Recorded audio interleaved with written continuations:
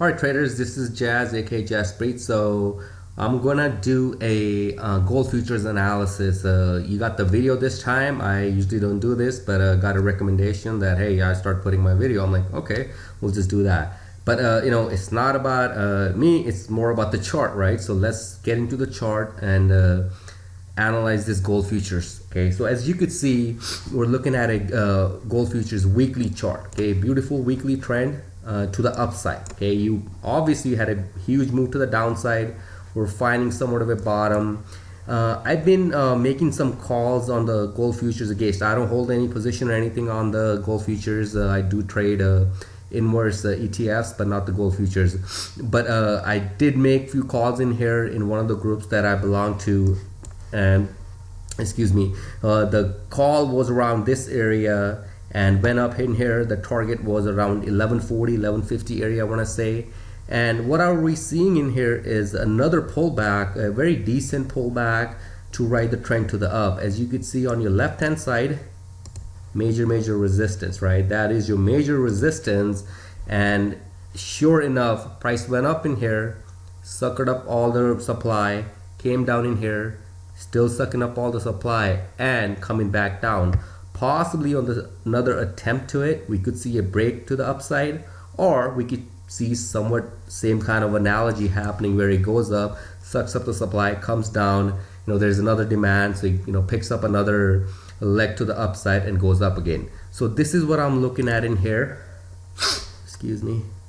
So you have a beautiful somewhat of a channel going on right now. Okay, you have a higher high and a higher low, higher high and a higher low, and this is where it's getting interesting. Okay, every time, not just that it's you know, obeying the trend line, but more than that, you're looking at the move to the downside and if it's pausing or not. And at this point, the weekly chart kind of looks bearish. Okay, to the immediate move to the left side. Okay, that is a little bearish. But if you go into the daily, before I do that, we are looking for some kind of pullback in this area. So what do? We go down into the daily chart. Okay, we go down into the daily chart and see if we are seeing any kind of reversal in the daily chart. Not seeing that. Okay, every single candle is making a new low, new low, new low, new low. I don't know what's gonna happen tomorrow. Okay, but what we do is we get ready for the move to the upside. If there's a day trade, we get that day trade in, and based on that day trade, we can turn into a swing trade.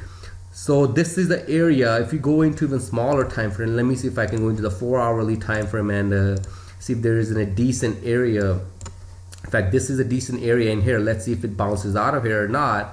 But this is an area where I would be more comfortable waiting for a turn to the upside. Your volume is decreasing, right? Your volume is decreasing as the move coming down, meaning that the sellers are subsiding. Okay, you could have somewhat of your buyers coming in, or the bullish sentiment coming in, but not yet. I don't see that yet, and could happen any day. I don't know. Till we see it, we'll let you guys know. Okay, but right now, let's wait for some kind of green candle. You know, you could say hammer, bullish engulfing, harami, piercing, one of those candles where it tells you, okay, the move is about to have some kind of retracement to the upside after you have a decent enough pullback in here. And you don't have to trade gold futures. You can trade JNUG, you can trade Nugget if you're into stocks, and that's what I trade, JNUG or NUGT. Lot of opportunities there. I had a couple trades in there, and you can, once your gold start turning, gold futures starts turning, that's the time you want to look into gold stocks. Okay, anything that has to do with mining or gold, you want to be looking at the pullbacks, obviously, and see if they're giving you any kind of turn signal to the upside. So going back in the weekly, again, we're waiting for some kind of reversal to happen. I don't know if this week is the reversal week or not, but we will wait for some kind of reversal in the daily. You can even go into the 60-minute and see if that's happening. And possibly what I'm noticing, what I would anticipate is to come test this resistance, soak up more supply, and obviously create another high. Okay, another high and another low and another high, and somewhere starts a trend. And prices doesn't just shoot up. Okay, one thing everybody should know, that if they do shoot up, they're gonna come down as hard as they went up. So be ready for a pullback.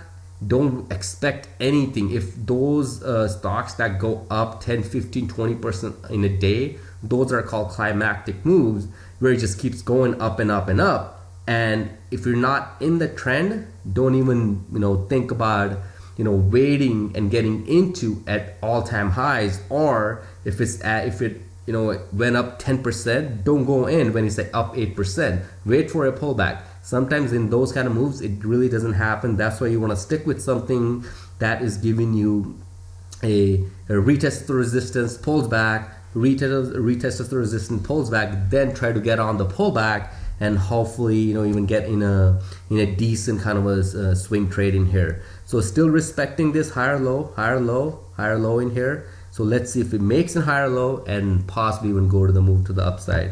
So that's it for that analysis, and hopefully I look good. And I'll talk to you guys later, guys. Take care, and have a safe trading week.